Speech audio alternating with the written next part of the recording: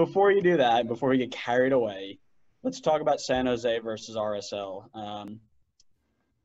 Neither of which are on your bandwagon teams, but you can talk about them. No, they're not. Unfortunately, my Colorado team did not make it out of that group instead of RSL. RSL, I haven't seen a whole lot of. I'm pretty sure I watched the game against Minnesota, but it was super boring. Ended 0-0, and I don't think I actually sat and wrote notes like I might usually do. I think it was just trying to stay awake. Yeah, I was just trying to stay awake during it, and wasn't impressed necessarily with either team. So in terms of who they, how they looked and who I need to step up in the group stage, I don't know. They lost to Sporting Kansas City, which I can't fault them for. Sporting Kansas City are, again, one of the top teams in this team tournament probably. They grinded out a result against Minnesota, which I'm fairly impressed with. We've talked about how RSL's gotten rid of a lot of their attacking talent. I don't think I've been that impressed with Minnesota. Andrew, correct me if I'm wrong. I'm sure you've seen them more than I have. Since Minnesota are very good. You are wrong. Okay, but have they been playing well?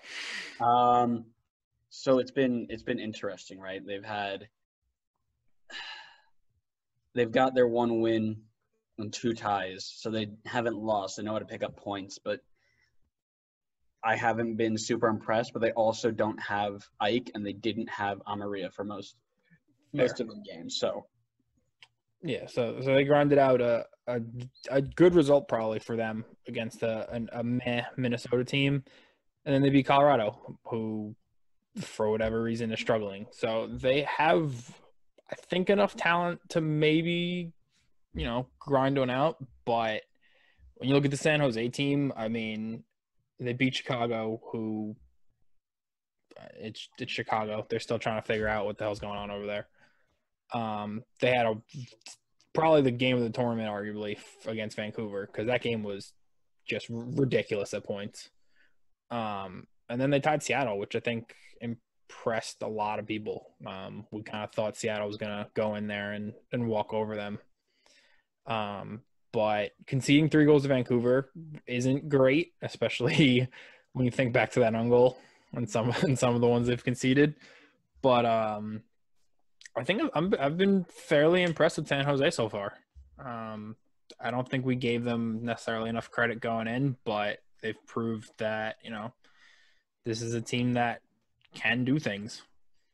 I mean, Christian Espinoza is easily the player that I think will be the make it or break it. Obviously, the Wandos, the Ericssons, whatever. But I think the way he's been playing those first couple games, it's Christian Espinoza doing everything for them. Quick advice for RSL, and I don't know if you know this, but Chris Wondolowski has a lot of goals in this league.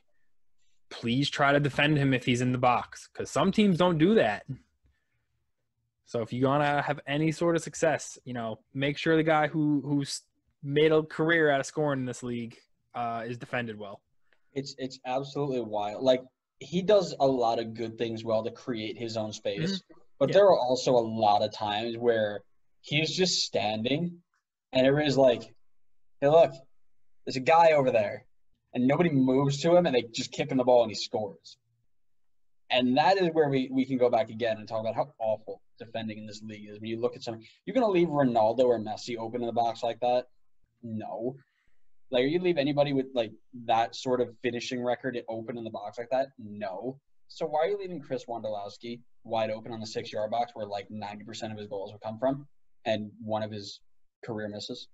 I'm genuinely worried for the day if Ronaldo does come to MLS, because he may have 80 goals in a season, and that's not an exaggeration if this is the level of defending. Oh, it's going to be awful. No, it's not. See, because they're going to be like, "Oh, I could take on Ronaldo," and then they're going to get by him once, and then their fragile egos are going to be like, "Oh, no, I got beat," and they're just going to two-foot him, and then his career's over. If Chris Wondolowski's getting free in the box and, tapping balls in, Ronaldo can jump 25 feet in the air. All teams have to do, whoever he plays with, just launch a ball into the box. Granted, that's, he can score however he wants pretty much, but just launch a ball into the box. He'll out-jump everybody and score. That's easy.